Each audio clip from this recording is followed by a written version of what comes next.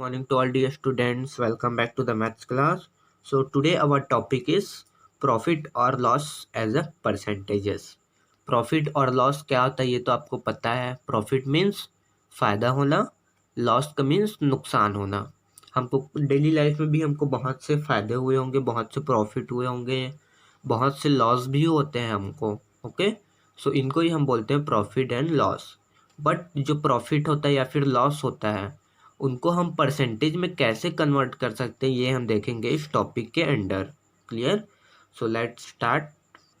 सो यहाँ पे एक एग्जांपल गिवन है, उस एग्जांपल के थ्रू हमको समझना है कि लॉस एंड प्रॉफिट का परसेंटेजेस कैसे फाइंड करते हैं. So we have CP. CP का मीन्स होता है कॉस्ट प्राइस. अब कॉस्ट प्राइस क्या होता है, देखिए हम कोई सा भी चीज़ खरीदते हैं मार्केट से, कोई भी थिंग परचेस करते हैं तो जो परचेस करने में जो अमाउंट हमको देना पड़ता है प्राइस, उसको ही हम बोलते हैं कितना, या फिर क्या बोलते हैं, cost price. Clear it? Cost price को शॉर्ट फॉर्म में लिखते हैं सीपी. सो कॉस्ट प्राइस कितना है यहाँ पे, 72 रुपीज़. एक टॉय है, सपोज कीजिए टॉय का कॉस्ट प्राइस है 72 रुपीज़. एसपी. एसपी का मीन्स होता है सेल प्राइस. अब कॉस्ट प्राइस मीन्स जितने प्राइस पे हमने उसको खरीदा है टॉय को, एंड सेल प्राइस का मीन्स जब हमने टॉय को खरीदा है तो उस टॉय को हम फिर से बेच भी तो सकते हैं ना. सो सेल प्राइस मीन्स होता है जो प्राइस पे हम उस टॉय को या फिर कोई से भी चीज़ है उसको बेचते हैं, उसी को बोलते हैं हम सेल प्राइस. क्लियर? सो सेल प्राइस यहाँ पे कितना है, 80 रुपीज़ है. कॉस्ट प्राइस 72, सेल प्राइस 80, मतलब हमने 72 रुपीज़ में ख़रीदा, 80 रुपीज़ में बेच दिया. तो कम में ख़रीद के ज़्यादा में जब बेच रहे हैं तो हमको क्या होगा, प्रॉफिट होगा. Yes. So profit equal to 8 rupees. कितने रुपीज़ का प्रॉफिट हुआ, 8 रुपीज़ का. To find the percentages of profit, Neha and Shikhar have used the following methods. अब हमको प्रॉफिट जो रुपीज़ में फाइंड होगा क्वांटिटी, हमको अगर परसेंट में फाइंड करना होगा कि कितना परसेंट प्रॉफिट हमको मिला है, उसके लिए हम क्या करेंगे, मेथड अप्लाई करेंगे. क्या क्या? सो यहाँ पे नेहा एंड शिखर ने 2 डिफरेंट मेथड अप्लाई किए हैं. सो चेक करते हैं उन मेथड्स को.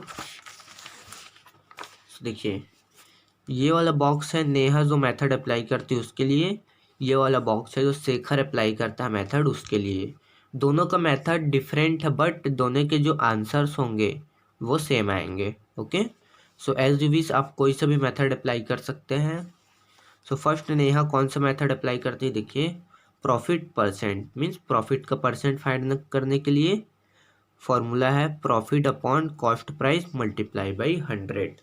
जो प्रॉफिट को ऊपर में लिखना है, जो कॉस्ट प्राइस आया उसको नीचे में लिखना है, उसको मल्टीप्लाई कर देना है 100 से, तो निकल जाएगा प्रॉफिट का परसेंटेज. तो प्रॉफिट कितना, 8 रुपीज़ का प्रॉफिट हुआ. कॉस्ट प्राइस कितना लगा था, 72 रुपीज़ लगा था, मल्टीप्लाई 100. तो इसको जब कैंसिल आउट कर देंगे, मतलब पूरा सॉल्व करेंगे तो कितना आएगा, 11 एंड 1/9. इसको हम किस में लिख सकते हैं, परसेंट में. मतलब 11 एंड 1/9% क्या हुआ, हमको प्रॉफिट हुआ. किसके अकॉर्डिंग, नेहा के अकॉर्डिंग. ये वाला मेथड अप्लाई की तब. वैसे ही सेकंड देखते हैं, अगर शेखर जो है कौन सा मेथड अप्लाई करता है. So on 72 rupees the profit is 8 rupees. मतलब 72 रुपीज़ का कॉस्ट प्राइस में हमको कितना प्रॉफिट हुआ, 8 रुपीज़ का प्रॉफिट हुआ.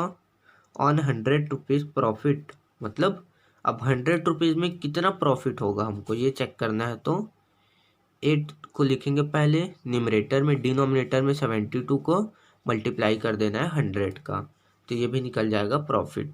ऑलमोस्ट दोनों मेथड सेम है बट आई थिंक जो नेहा का मेथड है वो बहुत ज़्यादा ईजी है. सो आपको भी यही मेथड अप्लाई करना है. Clear it? तो ये था प्रॉफिट परसेंट के लिए. अगर हमको लॉस का परसेंट फाइंड करना हो तो भी हम सेम मेथड अप्लाई करेंगे. बस क्या हो जाएगा पता है, जो यहाँ पे प्रॉफिट लिखा है वहाँ पे क्या लिखा जाएगा, लॉस. एंड जितने रुपीज़ का हमको लॉस हुआ है उसको हम यहाँ पे लिखेंगे, कॉस्ट प्राइस को यहाँ पे लिखेंगे, मल्टीप्लाई कर देंगे 100 का, तो फाइंड हो जाएगा loss percentages. Clear it? So बस इतना ही है प्रॉफिट एंड लॉस परसेंट के अंडर. नेक्स्ट हम देखते हैं एक्सरसाइज नंबर 8.3. ओके, सो 8.3 में देखते हैं क्वेश्चन नंबर 1 से starting. Tell what is the profit और loss in the following transactions. Also find profit percentage और loss percent in each case. ये जो केस यहाँ पे गिवन है मतलब ABCD पॉइंट, हमको चेक करना है इन ट्रांजेक्शन में प्रॉफिट हुआ या फिर लॉस हुआ है। अगर प्रॉफिट हुआ है तो हमको प्रॉफिट का परसेंट, अगर लॉस हुआ है तो लॉस का परसेंट फाइंड करना है। Okay, so let's start. Point A से स्टार्ट करते हैं हम। Gardening shares bot for 250 rupees and sold for 325 rupees. एक गार्डनिंग का एक शेयर्स होता है, मतलब गार्डनिंग का कोई चीज़ होता होगा जिसका क्या हो, बॉट फॉर 250 रुपीज़, मतलब 250 रुपीज़ में ख़रीदा गया उसको, and sold for 325 rupees, and 325 rupees में बेच दिया। तो कम में ख़रीद रहे हैं, ज़्यादा रुपीज़ में बेच रहे हैं, तो हमको क्या हो रहा है, प्रॉफिट हो रहा है। जनरली उस प्रॉफिट का परसेंट हमको फाइंड करना है। Okay, so let's see it's solution.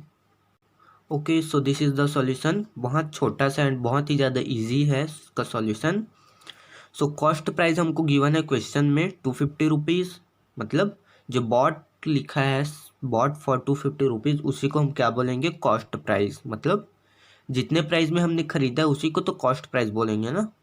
Second है सेलिंग प्राइस, जो लिखा है सोल्ड फॉर 325 रुपीज़ क्वेश्चन में, तो उसको ही हम बोलेंगे क्या, सेलिंग प्राइस। कितना है, 325 रुपीज़। सो अगर हमको प्रॉफिट फाइंड करना होगा तो उसके लिए फार्मूला होता है selling price minus cost price. Selling price है 325, कॉस्ट प्राइस है 250, माइनस करेंगे तो कितना आएगा, 75 रुपीज़। मतलब सिंपल सा ये है कि हमको 75 रुपीज़ का प्रॉफिट हुआ है। अगर प्रॉफिट को हमको परसेंट में फाइंड करना हो तो क्या करेंगे, प्रॉफिट परसेंट इक्वल टू, ये फार्मूला होता है मैंने अभी बताया था, profit upon cost price multiply by 100। Profit कितने का हुआ है, 75 रुपीज़ का। कॉस्ट प्राइस कितना है ये ऊपर से देख लेंगे, 250 रुपीज़, मल्टीप्लाई कर देना है 100 का, फिर लगा देना है परसेंट। इनको जब सॉल्व करेंगे तो आएगा 30, लगा देना है परसेंट, मीन्स 30%। मतलब क्या हुआ इसका कि जो हमने कॉस्ट बॉट किया, एक जो गार्डनिंग शेयर्स है बॉट किया 250 रुपीज़ में, एंड सोल्ड कर दिया उसको 325 रुपीज़ में, तो हमको कितना प्रॉफिट हुआ, 30% का प्रॉफिट हुआ। ओके, सो यही है इसका आंसर, बस इतना ही है सॉल्यूशन। देख लीजिए, फेयर कॉपी में नोट भी कर लीजिए। ओके, सो ये हो गया क्या पॉइंट ए के लिए। पॉइंट बी के लिए देखिए क्या है, a refrigerator bought for 12,000 rupees and sold for 13,500 rupees. Refrigerator में जिसको फ्रिज बोलते हैं, वो 12,000 में ख़रीदा गया एंड 13,500 में बेच दिया गया। कम में ख़रीदे हैं, ज़्यादा में बेच रहे हैं, मीन्स प्रॉफिट होगा, सिंपल सा। सो इसके लिए हम प्रॉफिट का फॉर्मूला अप्लाई करेंगे, एंड जो भी वैल्यूज़ गिवन है, कॉस्ट प्राइस इसको लिखेंगे कॉस्ट प्राइस, इसको बोलेंगे सेलिंग प्राइस।